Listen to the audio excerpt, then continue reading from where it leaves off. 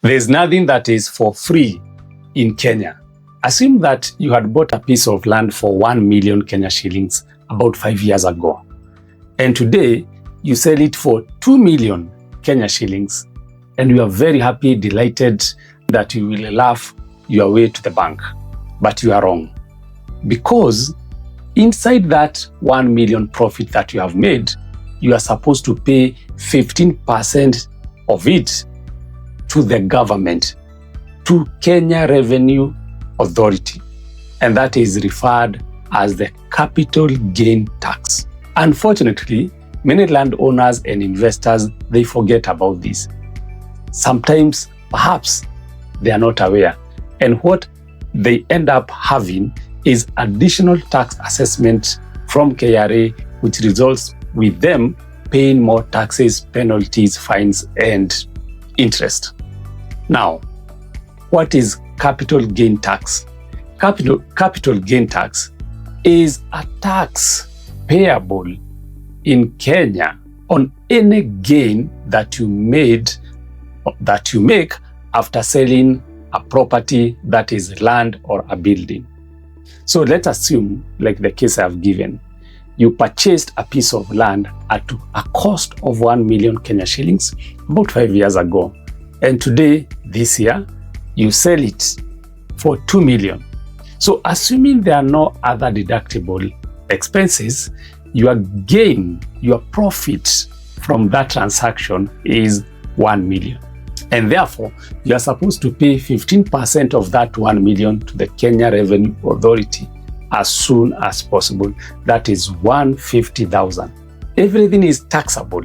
Any gain, any profit, it's good to understand. It's not only those people who are employed are supposed to pay taxes. Not only those people who are in business, but any profit, any gain that you make, you are supposed to pay a portion of it as taxes to the government of Kenya. And the government of Kenya has a way of knowing when you sell a piece of land, because the transfer happens through the land registry. And the buyer is supposed to pay stamp duty. And there's no buyer who would not want to have the transaction be noticed by the government. Because if you sell them something and they avoid notifying the government that they have bought that piece of land, it means they will never get the title to that land. Because the land and the land title is through the land registry. So, do we have deductible expenses once you sell a piece of land before now you can pay the capital gain tax? Yes, we have deductible expenses.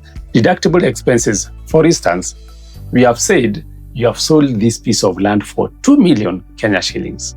So, do you pay 15% on the 2 million? Of course not. You pay only on the gain that you have made from the 2 million. So now, let's start deducting expenses. Of course, we start with the purchase price. You had purchased this piece of land at 1 million Kenya shillings. So 1 million you deduct. If you paid stamp duties, of course you paid stamp duties when you are buying, deduct the stamp duty. Usually it is at a rate of 4% of the purchase price. The legal fees. There's a lawyer that you engaged when you are buying this piece of land.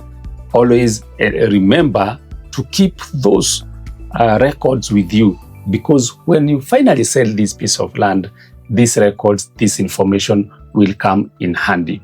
Now, during the process of ownership of this piece of land, did you incur any improvement cost? Did you develop this property? Did you perhaps do a perimeter wall around this land? Did you maybe sink a borehole? Did you do a driveway? Did you do a fence? Did you construct a building?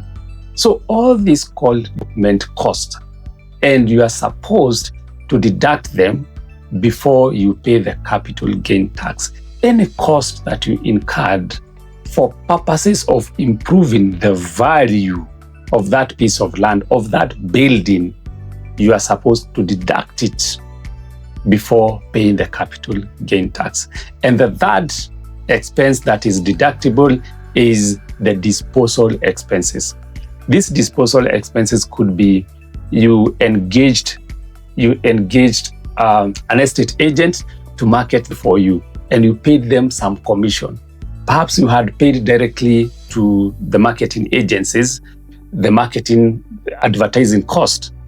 Any cost that you incurred in the process of selling this property, including the valuation fees, also the land rates. The land rent, you cannot sell any property before you clear the land rates and the land rent. All those expenses, from the acquisition cost, the purchase price, the lawyer, the agent who looked for you this piece of land and informed you that there's a piece of land or building that was being sold somewhere, you got interested, you paid them the search fees, that piece of land. Then a developmental cost, maybe you did a building, you sank a borehole, a perimeter wall, you have been paying land rates, land rents. And at the end of the day, when you are selling, there's this lawyer who prepared for you the sale agreement. You have to consolidate all these expenses and deduct them from the selling price so that you can get the gain that you have experienced from selling that piece of land. And it is on that gain that you subject it to 15%. If it is 1 million, 15% of 1 million is 150,000. Now that it is very clear what expenses are deductible in the case of computing capital gain tax, what then are expenses that are not deductible when it comes to computing capital gain taxes? Any expense that is operational in nature. For instance, let's say it was a piece of land and you are farming it. So every year you incur the cost of seeds, the cost of the labor for people who are working on that piece of land. Such costs, including the cost for electricity, for water, those are not costs that are deductible when it comes to computing the capital gain tax. In fact, if at all you are farming this piece of land, there's some income that you are generating at the end of the year.